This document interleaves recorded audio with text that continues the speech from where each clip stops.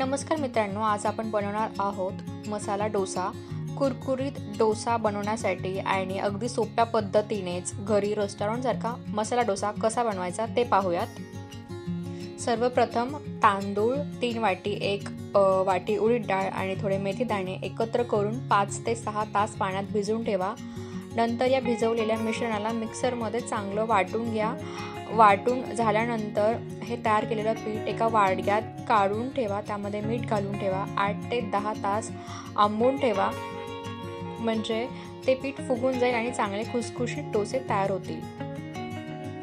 कुकरमध्ये बटाटा, शेवगा आणि तुरीची डाळ सगळं शिजवून घेतलंय। सांबर बनवण्यासाठी तुरीची डाळ शिजवून ठेवलेली आहे आणि सगळ्यात आधी तेल गरम करायचं आहे। त्यामध्ये राई जिरं टाकायचं आहे। त्यानंतर फोडणी दिल्यानंतर त्यामध्ये कांदा परतून घ्यायचा आहे, गुलाबी रंगाचा होईपर्यंत परतून घ्यायचा। त्यानंतर त्यामध्ये हळद, हिंग, मीठ टाकून कांदा परतून घ्यायचा। त्यानंतर त्यामध्ये उकडलेले बटाटा स्मॅश करून घ्यायचा आहे। गरज लागली तर पाणीही टाकायचं आहे आणि ही भाजी शिजल्यानंतर त्यामध्ये कोथिंबीर टाकून सर्व करायची। आणि आता खोबऱ्याची चटणी बनवण्यासाठी मी घेतलेलं आहे ओलं खोबरं, आलं, लसूण, मिरची, कोथिंबीर आणि शेव हे सगळं एकत्र केलेलं आहे आणि ह्याला सगळ्यात शेवटी राई जिराची फोडणी द्यायची आणि आता सांबरची तयारी करून घ्यायची आहे।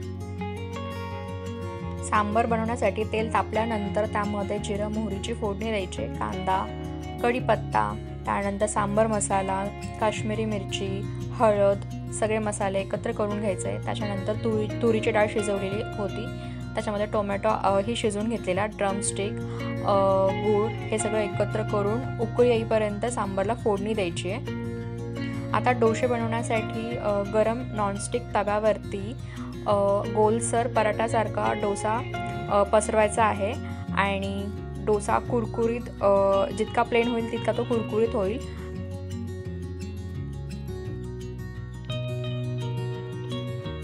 त्यानंतर त्यावरती तेल टाकायचे, शेजवान चटणी, बटाट्याची भाजी आणि किसलेलं चीज ही गोलाकार पसरून घ्यायचं आहे आणि डोसा शिजल्यानंतर हा डोसा काढून घ्यायचा आहे।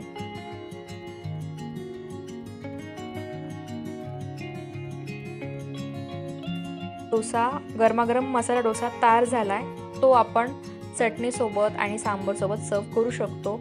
आशा आहे तुम्हाला ही रेसिपी आवडली असेल। तर मित्रांनो, आशा आहे डिलिशियस आणि कुरकुरीत मसाला डोसा रेसिपी ही तुम्ही घरी करून पहा। तुमचा अनुभव कमेंटमध्ये नक्की सांगा। जर व्हिडिओ आवडला असेल तर लाईक, शेअर आणि चॅनलला सबस्क्राईब करायला विसरू नका।